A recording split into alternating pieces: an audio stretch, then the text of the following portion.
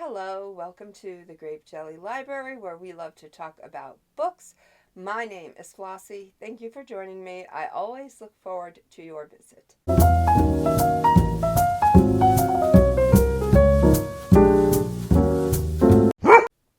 Today we are going to talk about 4 books.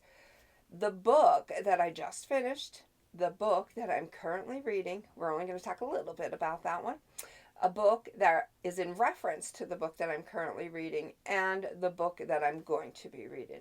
Let's start with the book that I'm going to be reading. Women's Hotel by Daniel M. Lavery. This is about a hotel that needs to incur cutbacks. And we have a group of women. We have typesetters and party goers and hairdressers and such that are occupying this hotel. And I guess they're all going to come together and scheme and use their wits to see what they can do, since all the cutbacks that could be made have already been made, and there's not much more they can do to save this hotel. But here is the hook. When you get a bunch of people together, particularly women, we will see how they interact. I think there's going to be some competition in this book. I think there's going to be maybe some diabolical things going on. Let me see. We have a crisis.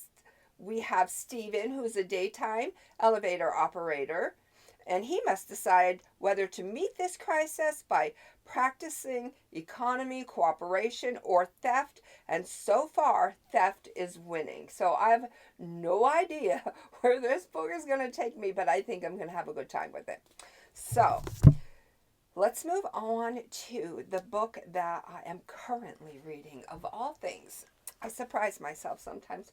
I am reading The Unworthy, and I have read 1.5 books by this author. And I say 1.5 books because the book that I did finish was 19 Claws and a Blackbird, and this is just a bunch of collective stories bound together in this little novel.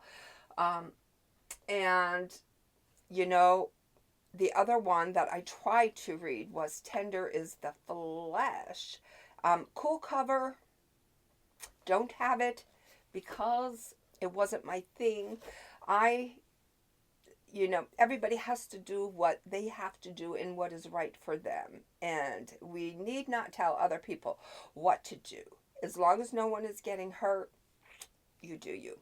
Okay, so for me, what feels right for me is being an herbivore. And so that book, Tender is the Flesh, that was a little bit more than I could handle. I have a soft spot in my heart for babies and animals. And if either one of them are getting harmed, I have a hard time with that. So Tender is the Flesh. Definitely not for me. But so many of you out there just loved it, sung its praises. But for me, I couldn't do it. I couldn't get through it, so I chose not to read that.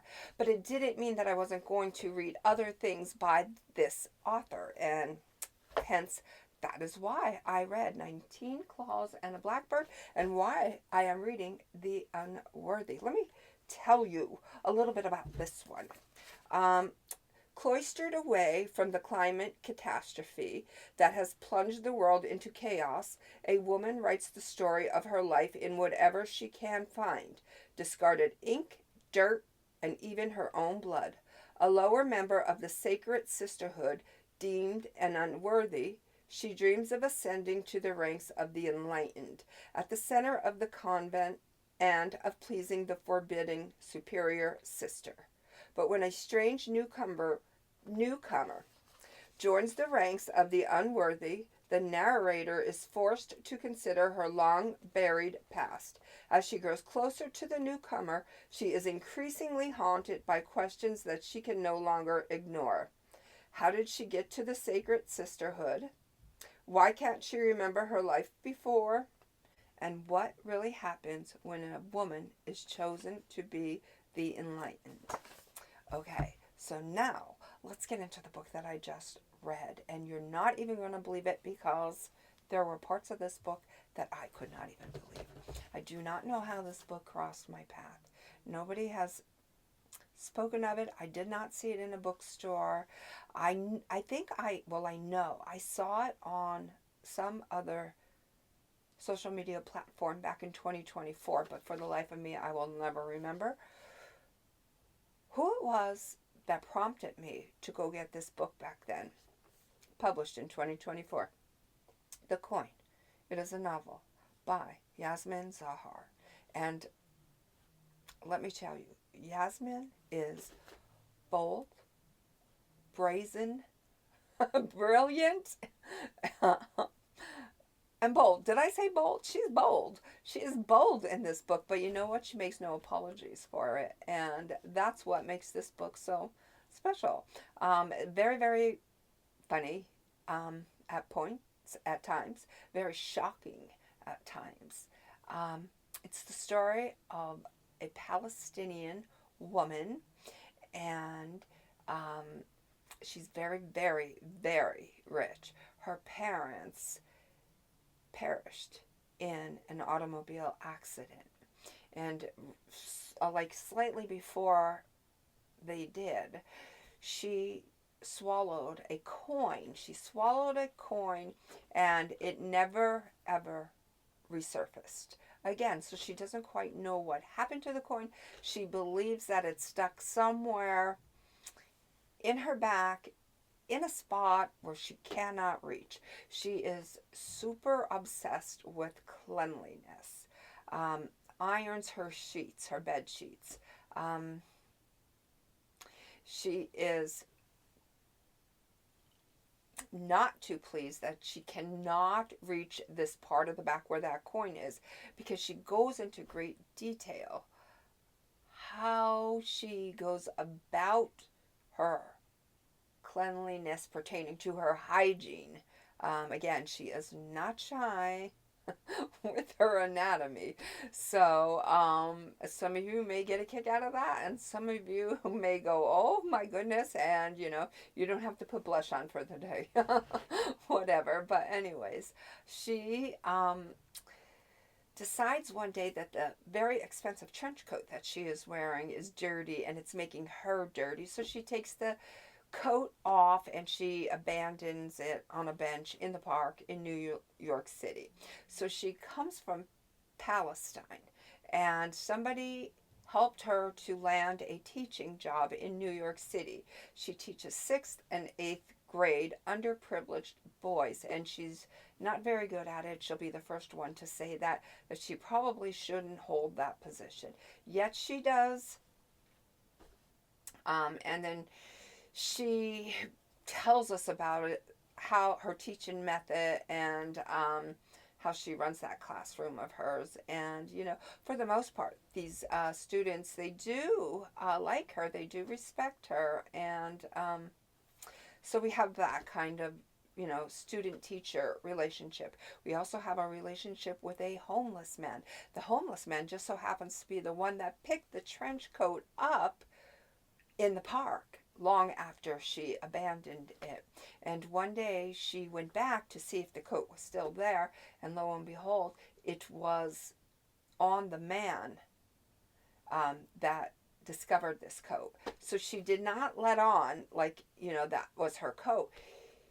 He was putting on airs that he was of wealth, and she let him do that. She pretended to buy into his story, even though she knew better.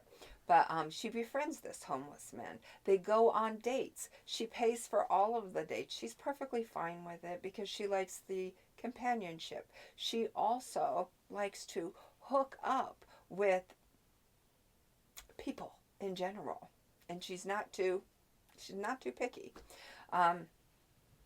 She does have a boyfriend, but she knows that he's not the one. She knows that she's not going to be with him forever. He's not Mr. Right. He's just Mr. Right now.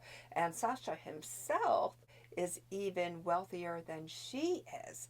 But the thing about her wealth is that she has a brother and he controls these finances and he gives her a monthly allotment, and it's not quite enough for her to live off of in New York, but it is a substantial amount, but not quite enough.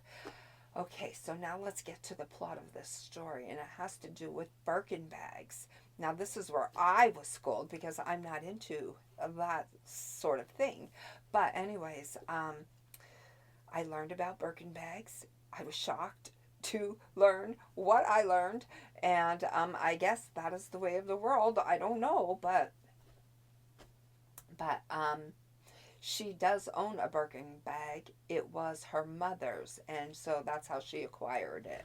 She inherited it, and the thing about Birkin bags is you can't just walk in and buy one. There are certain regulations that need to be upheld. So that's one of the things about this book. So this homeless man and her come up with a scheme to go to France and buy Birkin bags and resell them, which is not an easy job in and of itself. But they do make that happen, and that is interesting.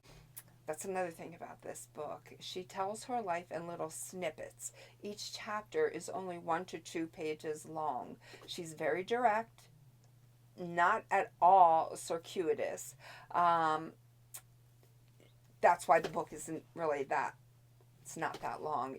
It's an easy read. It's an interesting read. I'm giving it 5 stars. Why am I giving it 5 stars? I'm giving it 5 stars for its uniqueness. This book starts off one way and it goes out into left field and it ends on a totally different hygienic note. It's a book like something like none other. That's what I wanted to say. It is a book like none other I have ever read. Totally unique. And I am going to recommend that you read this. And I'm going to call out a viewer in particular, very specifically, Katina. If you don't know what to read, The Coin. For some reason, this book I think will, very much so interest you. So I'm bringing that to your attention, Katina. The Coin. Okay. So now I think it's a wonderful book. I think it's a book worth reading, and I think that's why we read what we read. And I think that as readers, we love those books that fall into our lap that we never saw coming. We can't always read the same thing. It's good to keep it varied. It's good that we land upon these books that, we had no idea existed, but whew, did they take us for a ride? They're the books that I appreciate the most. So there you have it. Read this book. I don't want to give anything away, but the ending, oh, my goodness. Okay, so that's all I have for you today. Until we meet again, know that I love you, and if it's out of your hands, then put it out of your mind. Toodles.